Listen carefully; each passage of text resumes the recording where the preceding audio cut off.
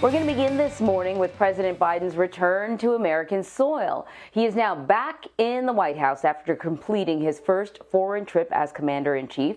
The 8-day tour ended in Geneva yesterday, and that's when Biden sat down with his Russian counterpart, President Vladimir Putin. In the shorter-than-expected session, the two discussed cyber attacks, election meddling, and human rights issues, among other things. After, President Biden said that he is not confident that Putin will change his behavior. Ian Lee is in London with the latest on the meeting. Ian, good morning. Good morning, Emery. As you just summarized, expectations were low going into this summit, but both sides were able to present important issues, create a baseline to work from, and draw their red lines, which there were quite a few.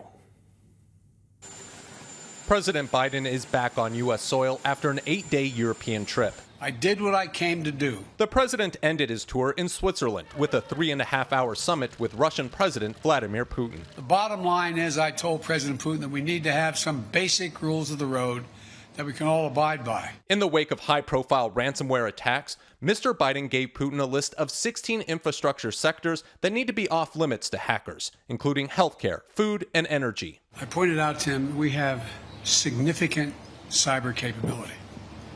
And he knows it. He doesn't know exactly what it is, but it's significant. The summit began with a handshake and smiles, but ended with few commitments. This is not a kumbaya moment. Each country's ambassador will return to their posts, and the leaders agreed to the creation of working groups for arms control and cyber attacks. I think that both of these sides showed a willingness to understand one another. During his post-summit news conference, Putin seemed to brush off other key issues, like human rights and Americans imprisoned in Russia. What will change their behavior is that the rest of the world reacts to them and it diminishes their standing in the world. I'm not confident of anything. Russia expert Fiona Hill, who attended President Trump's summit, said Putin acted differently this time. He was a lot less cavalier, and he did seem that he was genuinely trying to move the dial forward somewhat to next set of meetings. President Biden said it will take a few months to see if Putin commits to change.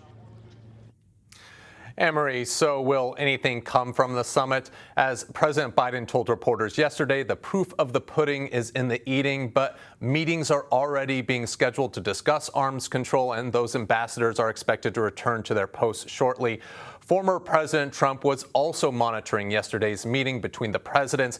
He told Sean Hannity on Fox News that it was a good day for Russia and that he didn't think the U.S. got anything out of the meeting. Emery? All right, Ian, thank you very much.